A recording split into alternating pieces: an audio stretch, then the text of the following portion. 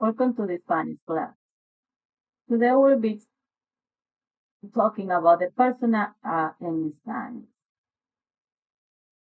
The use of personal in Spanish is very common, but be aware that there is not a direct translation of the personal in English. In English, it is incorrect to add a preposition between the verb and the subject. However, in Spanish, it's important to add the preposition a. Without that preposition, the sentence will be incorrect.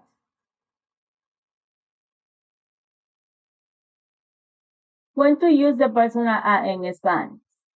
We use the personal a in Spanish when the direct object is a person.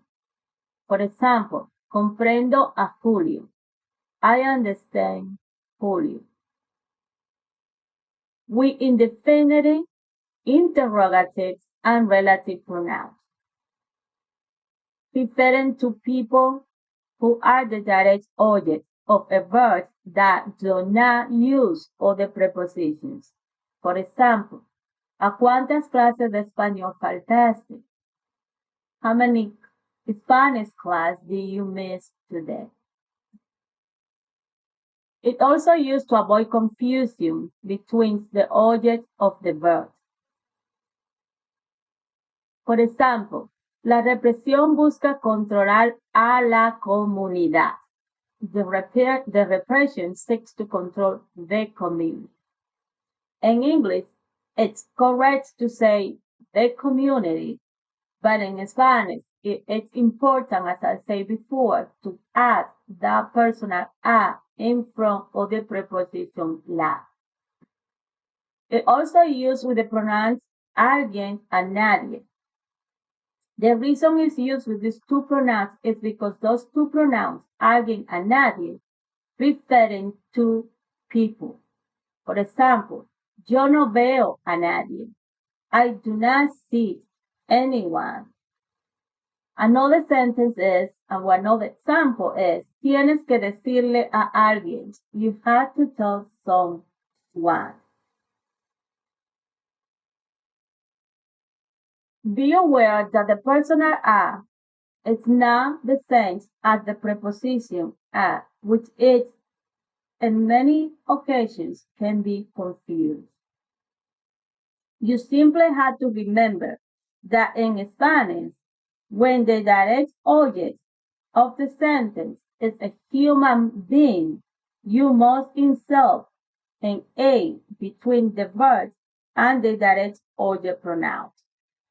The personal a, or personal a in English, is used exactly the same whether you are talking about one person or multiple people. When the direct object is a person, but the person name or title begins with er, you can contract a er to make art, for example. When not to use the personal a? We do not use the personal a after the verb tener or the verb haber. These two verbs express existences, which given no need for the use of the personal a. It's also not used with collective nouns or with nouns referred to un specific people. For example, tengo tres primos. I have three cousins. Look at the I see. I say tengo tres primos, but I did not specify at no point who are dos primos. The personal a after verbs express existences, such as tener, which is the verb haber, as I said before, do not use the personal a. The only time that it's used after the verb tener is to emphasize the importance of the person in the sentence.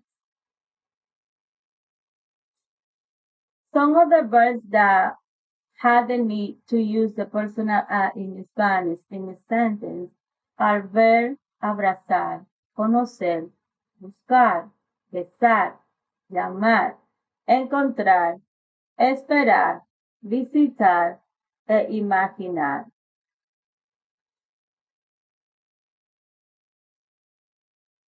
The personal a is also used with the pronouns alguien and nadie.